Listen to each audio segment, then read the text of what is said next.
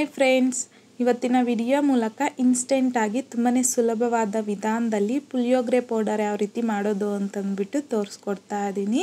So ಒಂದು ಸಲ ಈ ವಿಧಾನದಲ್ಲಿ ಈ ರೀತಿ ಪುಳಿಯೋಗರೆ ಪೌಡರ್ನ ಮಾಡಿಟ್ಕೊಂಡ್ರೆ 5 to 6 ಮಂತ್ವರೆಗೂ ಸ್ಟೋರ್ ಮಾಡಿಟ್ಕೋಬೋದು. ತುಂಬ ರುಚಿಯಾಗಿರುತ್ತೆ ಟೇಸ್ಟು. ಸೊ ಬನ್ನಿ ಇವಾಗ ಲೇಟ್ ಮಾಡ್ತೀರಾ ತುಂಬಾ ಸಿಂಪಲ್ ಆ್ಯಂಡ್ ಟೇಸ್ಟಿಯಾಗಿ ಈ ಪುಳಿಯೋಗರೆ ಪೌಡರ್ ಜೊತೆಗೆ ಹಾಗೆಯೇ ಈ ಪೌಡರಿಂದ ಪುಳಿಯೋಗರೆ ಯಾವ ರೀತಿ ಮಾಡೋದು ಅಂತಂದ್ಬಿಟ್ಟು ನೋಡೋಣ. ಮೊದಲು ಈ ರೀತಿಯಾಗಿ ಪುಳಿಯೋಗರೆ ಪುಡಿನ ರೆಡಿ ಮಾಡ್ಕೋಬೇಕು. ಸೊ ಹಾಗಾಗಿ ನಾನಿಲ್ಲಿ ಕಡಾಯಿಗೆ ಒಂದು 15ರಿಂದ 20 ಬ್ಯಾಡ್ಗೆ ಒಣಮೆಣಸಿನ್ಕಾಯಿ ಹಾಕ್ಕೊತಾ ಇದ್ದೀನಿ. ಸೊ ನಾನಿಲ್ಲಿ ಕಡಿಮೆ ಕ್ವಾಂಟಿಟಿಯಲ್ಲಿ ಪುಳಿಯೋಗರೆ ಪುಡಿ ಮಾಡ್ಕೊತಾ ಇದ್ದೀನಿ. ನೀವು ಇದೇ ಮೆಷರ್ಮೆಂಟ್ಸಲ್ಲಿ ಜಾಸ್ತಿ ಪುಳಿಯೋಗರೆ ಪುಡಿ ಬೇಕು ಅಂತಂದವರು ಕ್ವಾಂಟಿಟಿನ ಡಬಲ್ ಮಾಡ್ಕೋಬೋದು. ಸೊ ಹಾಗೆಯೇ ಒಂದು 8ರಿಂದ 10 ಖಾರದ್ದು ಒಣಮೆಣಸಿನ್ಕಾಯಿ, ಹಾಗೆಯೇ ಒಂದು ಎಸ್ಲಾಗುವಷ್ಟು ಕರಿಬೇವು, 1 ಟೀ ಸ್ಪೂನ್ ಆಗುವಷ್ಟು ಎಣ್ಣೆ ಸಹ ಹಾಕ್ಕೊಂಡು ಈ ರೀತಿ ಮಿಕ್ಸ್ ಮಾಡ್ಕೊತಾ ಲೋ ಫ್ಲೇಮ್ನಲ್ಲಿ ಕರಿಬೇವು ಕ್ರಿಸ್ಪಿ ಆಗೋವರೆಗೂ ಚೆನ್ನಾಗಿ ಫ್ರೈ ಮಾಡ್ಕೋಬೇಕು. ಸೊ ಈ ರೀತಿಯಾಗಿ ಕರಿಬೇವು ಚೆನ್ನಾಗಿ ಕ್ರಿಸ್ಪಿ ಆಗಿದ್ದಾದಮೇಲೆ ಫ್ಲೇಮ್ನ ಆಫ್ ಮಾಡಿಕೊಂಡು ಇದನ್ನು ಒಂದು ಪ್ಲೇಟ್ಗೆ ತೆಗೆದು ಪೂರ್ತಿಯಾಗಿ ತಣ್ಣಗಾಗೋದಕ್ಕೆ ಬಿಡಿ.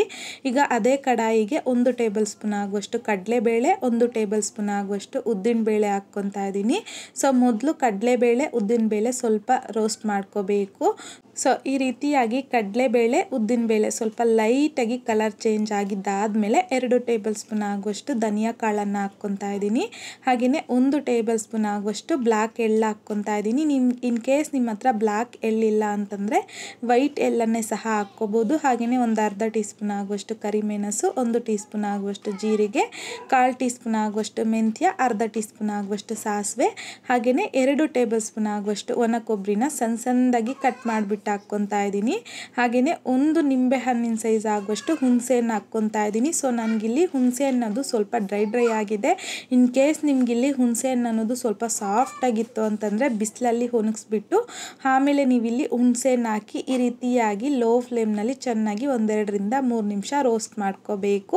ಸೊ ರೋಸ್ಟ್ ಮಾಡ್ಕೊಂಡಿದ್ದಾದಮೇಲೆ ಫ್ಲೇಮ್ನ ಆಫ್ ಮಾಡಿಕೊಂಡು ನಾವು ಸ್ಟಾರ್ಟಿಂಗಲ್ಲಿ ಒಣಮೆಣಸಿನ್ಕಾಯಿ ಎಲ್ಲನೂ ರೋಸ್ಟ್ ಮಾಡಿ ಇಟ್ಕೊಂಡಿದ್ರಲ್ವ, ಸೊ ಅದನ್ನು ಹಾಕಿ ಮಿಕ್ಸ್ ಮಾಡಿಕೊಂಡು ಪೂರ್ತಿಯಾಗಿ ತಣ್ಣಗಾಗಿದ್ದಾದಮೇಲೆ ಇದನ್ನೆಲ್ಲ ನಾನು ಈ ರೀತಿ ಒಂದು ಚಿಕ್ಕ ಮಿಕ್ಸಿ ಜಾರಲ್ಲಿಗೆ ಹಾಕ್ಕೊತಾ ಇದ್ದೀನಿ. ಸೊ ಹಾಕ್ಕೊಂಡಿದ್ದಾದಮೇಲೆ ಇದನ್ನು ಎಷ್ಟು ಸಾಧ್ಯವಾಗುತ್ತೋ ಅಷ್ಟು ಮಧ್ಯದಲ್ಲಿ ಮಿಕ್ಸ್ ಮಾಡ್ಕೊತ ಪುಡಿ ಮಾಡ್ಕೋಬೇಕು. ಯಾವುದೇ ಕಾರಣಕ್ಕೂ ಒಂದು ಚೂರು ಸಹ ನೀರು ಹಾಕಬಾರ್ದು. ನೀರು ಹಾಕದಂತೆಯೇ ಈ ರೀತಿ ಮಧ್ಯದಲ್ಲಿ ಮಿಕ್ಸ್ ಮಾಡಿಕೊಂಡು ಇದನ್ನು ಪುಡಿ ಮಾಡ್ಕೊಂಡಿದ್ದಾದಮೇಲೆ ಇವಾಗ ಇದಕ್ಕೆ ಒಗ್ಗರಣೆ ಹಾಕ್ಕೋಬೇಕು. ಹಾಗಾಗಿ ನಾನಿಲ್ಲಿ ಕಡಾಯಿಗೆ 1 ಟೇಬಲ್ ಸ್ಪೂನ್ ಆಗುವಷ್ಟು ಎಣ್ಣೆ ಬಿಸಿ ಆಗಿದ್ದಾದಮೇಲೆ ಒಂದು ಅರ್ಧ ಟೀ ಸ್ಪೂನ್ ಆಗುವಷ್ಟು ಸಾಸಿವೆ ಸಿಡ್ದಾದಮೇಲೆ 1 ಟೇಬಲ್ ಸ್ಪೂನ್ ಆಗುವಷ್ಟು ಕಡಲೆ ಬೀಜ, ಅರ್ಧ ಟೀ ಸ್ಪೂನ್ ಆಗುವಷ್ಟು ಕಡಲೆಬೇಳೆನ ಹಾಕ್ಕೊಂಡು ಮಿಕ್ಸ್ ಮಾಡ್ಕೊತ ಲೋ ಫ್ಲೇಮ್ನಲ್ಲಿ ಕಡಲೆ ಬೀಜನ ಸ್ವಲ್ಪ ಹೊತ್ತು ಫ್ರೈ ಮಾಡ್ಕೊಂಡಿದ್ದಾದಮೇಲೆ 2 ಒಣಮೆಣಸಿನ್ಕಾಯಿನ ಮುರಿದ್ಬಿಟ್ಟು ಹಾಕ್ಕೊತಾ ಇದ್ದೀನಿ.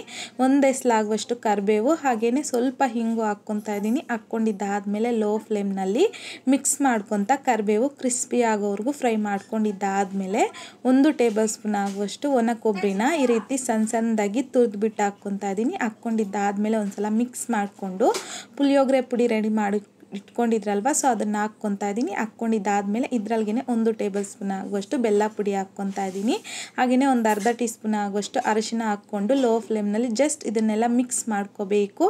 ಇನ್ ಕೇಸ್ ನಿಮ್ಮ ಹತ್ರ ಬೆಲ್ಲ ಪುಡಿ ಇಲ್ಲ ಅಂತಂದರೆ ಬೆಲ್ಲನೇ ನಾವು ಈ ಮಸಾಲೆ ಪುಡಿ ಎಲ್ಲ ಗ್ರೈಂಡ್ ಮಾಡ್ಕೊತೀರಲ್ವ, ಆ ಟೈಮಲ್ಲಿ ಬೆಲ್ಲನ ಹಾಕಿ ಗ್ರೈಂಡ್ ಮಾಡ್ಕೋಬೇಕು.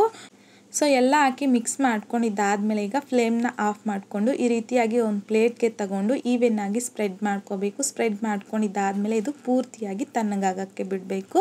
ಸೊ ಅಷ್ಟರಲ್ಲಿ ಇವಾಗ ಪುಳಿಯೋಗರೆನ ಯಾವ ರೀತಿ ಮಾಡ್ಕೊಳ್ಳೋದು ಈ ಪುಡಿಯಿಂದ ಅಂತಂದ್ಬಿಟ್ಟು ನೋಡೋಣ. ಹಾಗಾಗಿ ಕಡಾಯಿಗೆ 2 ಟೇಬಲ್ ಸ್ಪೂನ್ ಆಗುವಷ್ಟು ಎಣ್ಣೆ, ಒಂದು ಅರ್ಧ ಟೀ ಸ್ಪೂನ್ ಆಗುವಷ್ಟು ಸಾಸಿವೆ, 1 ಟೀ ಸ್ಪೂನ್ ಆಗುವಷ್ಟು ಕಡಲೆಬೇಳೆ, ಒಂದು ಅರ್ಧ ಟೀ ಸ್ಪೂನ್ ಆಗುವಷ್ಟು ಉದ್ದಿನಬೇಳೆ, 1 ಟೇಬಲ್ ಸ್ಪೂನ್ ಆಗುವಷ್ಟು ಕಡಲೆ ಬೀಜನ ಹಾಕ್ಕೊಂಡು ಮಿಕ್ಸ್ ಮಾಡ್ಕೊತ ಲೋ ಫ್ಲೇಮ್ನಲ್ಲಿ ಕಡಲೆ ಬೀಜ ಕ್ರಿಸ್ಪಿ ಆಗೋವರೆಗೂ ಫ್ರೈ ಮಾಡ್ಕೋಬೇಕು. ಫ್ರೈ ಮಾಡ್ಕೊಂಡಿದ್ದಾದಮೇಲೆ 1ರಿಂದ 2 ಒಣಮೆಣಸಿನ್ಕಾಯಿನ ಅರ್ಧಕ್ಕೆ ಮುರಿದ್ಬಿಟ್ಟು ಹಾಕ್ಕೊತಾ ಇದ್ದೀನಿ. ಹಾಗೆಯೇ ಸ್ವಲ್ಪ ಕರಿಬೇವನ್ನು ಸಹ ಹಾಕ್ಕೊಂಡು ಮಿಕ್ಸ್ ಮಾಡ್ಕೊತ ಲೋ ಫ್ಲೇಮ್ನಲ್ಲಿ ಕರಿಬೇವು ಕ್ರಿಸ್ಪಿ ಆಗಿದ್ದಾದಮೇಲೆ 1 ಟೇಬಲ್ ಸ್ಪೂನ್ ಆಗುವಷ್ಟು ಗಟ್ಟಿ ಹುಣಸೆಹಣ್ಣಿನ ರಸ ಹಾಕ್ಕೊತಾ ಇದ್ದೀನಿ.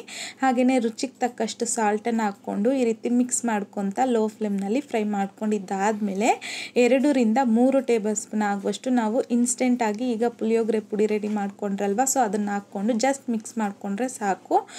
ಮಿಕ್ಸ್ ಮಾಡ್ಕೊಂಡಿದ್ದಾದಮೇಲೆ ಇದರಲ್ಲಿಗೆ 1 ಟೀ ಸ್ಪೂನ್ ಆಗುವಷ್ಟು ಸಣ್ಣದಾಗಿ ತುರ್ದ್ಕೊಂಡಿರುವಂಥ ಒಣ ಕೊಬ್ಬರಿನ ಹಾಕ್ಕೊಂಡು ಒಂದ್ಸಲ ಮಿಕ್ಸ್ ಮಾಡಿಕೊಂಡು ಫ್ಲೇಮ್ನ ಆಫ್ ಮಾಡ್ಕೊಳ್ಳಿ. ಅಷ್ಟೇ, ನಮಗಿಲ್ಲಿ ಪುಳಿಯೋಗರೆ ಗೊಜ್ಜು ಅನ್ನೋದು ರೆಡಿ ಆಗೋಗುತ್ತೆ. ಈಗ ಇದರಲ್ಲಿಗೆ ಬೇಯಿಸ್ಕೊಂಡಿರುವಂಥ ರೈಸ್ ಹಾಕ್ಕೊಂಡು ಚೆನ್ನಾಗಿ ಮಿಕ್ಸ್ ಮಾಡಿಕೊಂಡ್ರೆ ತುಂಬಾ ರುಚಿಯಾಗಿರುವಂತಹ ಮನೆಯಲ್ಲೇ ಮಾಡಿರುವ ಪುಳಿಯೋಗರೆ ಪುಡಿಯಿಂದ ಪುಳಿಯೋಗರೆ ಅನ್ನೋದು ರೆಡಿ ಆಗೋಗುತ್ತೆ. ಸೊ ನೋಡಿ, ಮಿಕ್ಸ್ ಮಾಡ್ಕೊಂಡಿದ್ದಾದಮೇಲೆ ಎಷ್ಟೊಂದು ಕಲರ್ಫುಲ್ಲಾಗಿ ನಮಗಿಲ್ಲಿ ಪುಳಿಯೋಗರೆ ರೈಸ್ ರೆಡಿ ಆಗಿದೆಯೋ ಅಂತ ಅಂದ್ಬಿಟ್ಟು ಈಗ ನಿಮಗಿಲ್ಲಿ ಸರ್ವ್ ಮಾಡ್ಕೊಂಡು ತೋರಿಸ್ತಾ ಇದ್ದೀನಿ. ಸೊ ಈ ವಿಧಾನದಲ್ಲಿ ತಪ್ಪದೆ ಪುಳಿಯೋಗರೆ ಪುಡಿನ ಟ್ರೈ ಮಾಡಿ ನೋಡಿ, ತುಂಬ ರುಚಿಯಾಗಿರುತ್ತೆ ಪುಳಿಯೋಗರೆ ಮಾಡಿದ್ದಾದಮೇಲೆ. ಸೊ ಈ ಪುಳಿಯೋಗರೆ ಪೌಡರ್ನ ರೆಡಿ ಮಾಡಿಕೊಂಡು ನೀವು 5 ರಿಂದ 6 ತಿಂಗಳ ತನಕ ಬಾಕ್ಸಲ್ಲಿ ಸ್ಟೋರ್ ಮಾಡಿ ಇಟ್ಕೋಬೋದು. ತುಂಬ ರುಚಿಯಾಗಿರುತ್ತೆ. ಸೊ ಈ ಪುಳಿಯೋಗರೆ ಪುಡಿಯಿಂದ ಪುಳಿಯೋಗರೆನ ಮಾಡಿ ನೋಡಿ, ಮಾಡಿದ್ದಾದಮೇಲೆ ನಿಮಗೂ ಸಹ ಟೇಸ್ಟ್ ಹೇಗೆ ಬಂತಂದ್ಬಿಟ್ಟು ಮರೀದೆ ಕಾಮೆಂಟ್ ಬಾಕ್ಸಲ್ಲಿ ಕಮೆಂಟ್ ಮಾಡಿ, ಲೈಕ್ ಮಾಡಿ, ಶೇರ್ ಮಾಡಿ. ಮತ್ತಷ್ಟು ಈಸಿ ಆ್ಯಂಡ್ ಸಿಂಪಲ್ ಕ್ವಿಕ್ ರೆಸಿಪೀಸ್ಗೋಸ್ಕರ ದಯವಿಟ್ಟು ನೀವಿನ್ನೂ ನಮ್ಮ ಮೇಘಶ್ರೀಸ್ ಕಿಚನ್ ಚಾನಲ್ನ ಸಬ್ಸ್ಕ್ರೈಬ್ ಮಾಡಿಲ್ಲ ಅಂತಂದರೆ ಸಬ್ಸ್ಕ್ರೈಬ್ ಮಾಡಿ.